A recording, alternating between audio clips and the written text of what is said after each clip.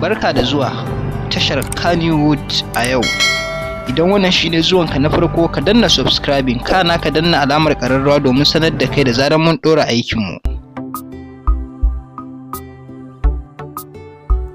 A yau ne aka dankara shahararriyar jaruman nan ta wasan Hausa wato Hafsat Idris a kotu.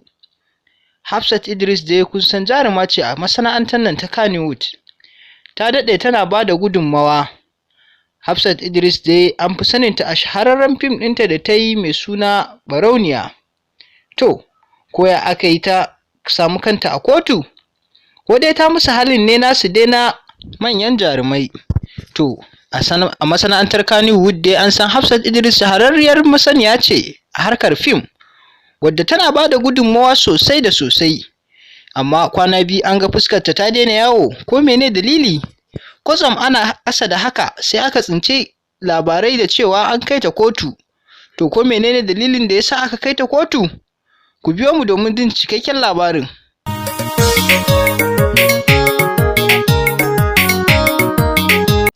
A yau dai muka samu cikakken labarin cewa an maka Hafsat Idris a kotu. Wani darakta sakamakon ya bata kuɗin aiki da niyyar za su yi aiki, amma lokacin aikin yayi ya neme ta ya rasa. Ita dai Hafsat Idris ɗin ta yi alƙawarin za ta zo ta musu aiki ne da kimanin kuɗi naira miliyan 1.400. Shi kuma daraktan ganin cewa ta cancanta ya lissafa kuɗinta cike ya miƙa mata. To, daga nan dai ya jira lokacin aiki yayi ya zo ya ƙarasa aiki da ita. Sai lokacin yayi ya neme ta ya rasa. To ko menene dalilinta na gudu? Ko dai dama dai raina kuɗin ta yi kawai ta karɓa ne saboda dai ba yadda za ta yi? Ku dai biyo mu domin jin dalilinta na ƙin zuwa wurin aikin da bata yi ba, da shi kuma dalilin da ya sa ya maka ta a kotu. Ko ya nemi ba'asin kuɗinsa ne bata bashi ba, ko kuma dai kuɗin da ta yi aiki ne ya ƙare? Ku biyo mu. Kula to wasan yara su ki bani aminci soyayyar Idris ba da wasan yara. To, me za mu ce ma wannan abu in ba wasan yara ba? Kin karɓi kuɗin aikin mutum amma ba aiki ba labari? Shi kuma wannan darakta ya nemi ba'asin kuɗinsa ne, da ya nemi Hafsat Idris ta zo ta ci gaba da aikin da suka yi alƙawarin za ta mai.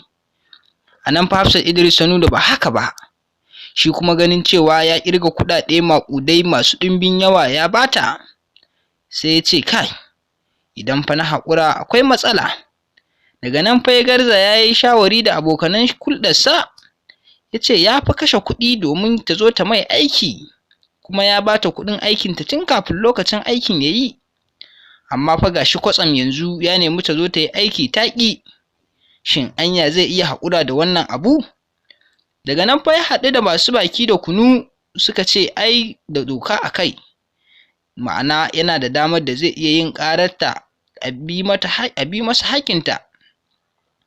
Daga nan wannan darakta ya garza ya kai ta kotu, ya maka ta a kotu, ya ce kuma sai ta dawo mai da kuɗinta, kuma ya haƙura ma da aikin da ita. Idan dai ba za ku manta ba, Hafsat Idris shahararriyar jaruma ce a masana'antar KANNYWOOD. Ta yi manyan fina-finai kamar su Barauniya. Barauniya dai shine fim ɗin da aka fi saninta da shi. Hafsat Idris ta yi fim ɗin Barauniya ne a can baya, wanda shi ne dalilin da ya sa ma duniya ta san fuskarta. Shahararriyar jarumar da Hafsat Idris ita ta yi fim ɗin Matar Mamman. Daga nan kuma ta ci gaba da yin fim manya-manya. Daga nan fa fuskarta ta sani a duniya, kuma ana mata shaidar karamci. Ana mata shaidar cika alƙawari akan zuwa wurin aiki. Ana mata shaidar abubuwa da yawa na nagarta. Sai dai kuma an ga ta samu matsala da wannan shahararren daraktan. Ko menene dalilin ta? Ku biyo mu domin ku ji ita ma dalilinta da yasa bata zo ta mai aiki ba. Ku ji dalilin da yasa bata samu damar zuwa gurin aikin ba. Ku ji dalilin da yasa ta fece mai da kuɗaɗensa, inda har kotu ta neme ta dawo domin a yi shari'a da ita. A yanzu dai haka Hafsat Idris tana ƙoƙarin ta dawo kotu domin a yi shari'a da ita, a ji dalilinta da yasa ta fece bata tsaya ta yi mai aiki ba. Ku biyo mu domin jin cikakken labaran.